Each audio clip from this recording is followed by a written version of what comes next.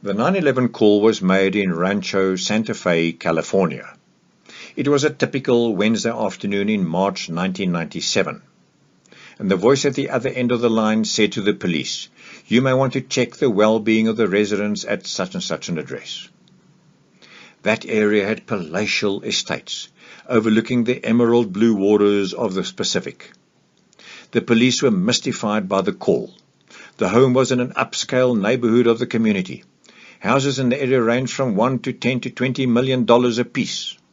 And the home in question was a $3.5 million mansion with tennis courts and a large outdoor swimming pool. What could possibly be wrong there? But the police decided to check it out. And as they did, the story which unfolded made the headlines around the world. It was a story of a bizarre cult led by Marshall Applewhite and Bonnie Nettles. The cult emerged in the state of California. And when the police arrived at the home in Rancho Santa Fe, there was no sign of life. As they checked each room, to their absolute horror, they discovered 39 bodies. Each individual was lying on a bed, in a black jumpsuit, wearing track shoes with a bag at the foot of the end of the bed. On their bodies were 3 pieces of identification: their birth certificate, their driver's license, and their passport. Each one of them had taken a mixture of vodka and phenobarbital. They committed mass suicide. Each one had a closely cropped haircut. There were 18 men and 21 women. Who were these people that followed Marshall to their death? Who were these members of this Heaven's Gate cult? Were they dropouts from society? Were they wandering homeless people? Were they people who just couldn't make it on their own? Who were they? One was a middle-aged school teacher who had taught for many, many years. Another was a well-respected postal worker. One was a housewife, a mother of 5. Who were these people really? Most were thinking, intelligent, fairly successful, quite normal people. But there was one common denominator which bound them all together. They were all searching, looking for inner peace and direction in their lives. My friend, people are looking for answers. They want purpose in their lives. And for many of these cult followers, the church has let them down. And when the church waters down its biblical message, when there's little power in the pulpits of our churches, seeking people will look elsewhere. When the power is lacking to make drunken people sober, and prostitutes pure, and angry people kind, honest-hearted people go searching someplace else. When the church is so cold, people look for love in cults. When the church has little love, little warmth, little biblical teaching, people will go looking for answers someplace else. People are looking for certainty, not confusion.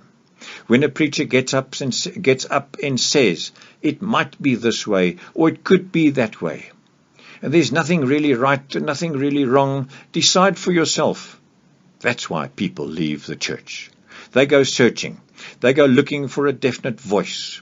And we believe we have found that definite voice in the pages of the Scriptures and have taken as our theme, if it is in the Bible, I believe it. If it disagrees with the Bible, it is not for me. The truth of the matter is that the reason cults are growing is because people are seeking. They are looking. They are searching. And unfortunately, sometimes in the wrong places. Tragically, many of the places they are going to are leading them on a detour straight to eternal loss. Now, how can you and I keep from being deceived by a cult? My friend, I'm going to give you 5 ways you can test genuine and counterfeit religion. When you look at the book of Revelation, the Bible clearly distinguishes between the genuine and the counterfeit. If you use these 5 tests, you will be able to distinguish between truth and error. And what I'm sharing with you is going to be more important in the days ahead. It is going to be more important when the beast arises, as predicted in Revelation chapter 13, that there is a power that will masquerade as truth. It is going to be much more important in the days ahead when not thousands, but millions of people fall for the Antichrist. He will look like the real thing. He will sound like the real thing. He will hold up his hands and there will be thousands supposedly healed. How are you going to know the true from the counterfeit? Why do people accept counterfeits? The reason is simply this: they do not know how to distinguish between the truth and the error. They do not know how to distinguish between truth and error.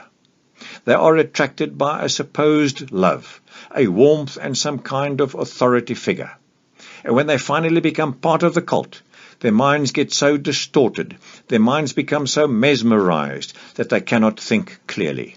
When this kidnapping of the human mind occurs, people become so confused and so brainwashed that it is almost impossible to see truth clearly. Now, my friend, what are the distinguishing characteristics of a cult? How can you identify the false from the truth? Firstly, cults have a single, powerful leader who becomes the cult's messiah. Take as an example the statement by Marshall Applewhite about himself and Bonnie Nettle, his co-leader. He claimed they were on an evolutionary level above the human, incarnated in two human bodies.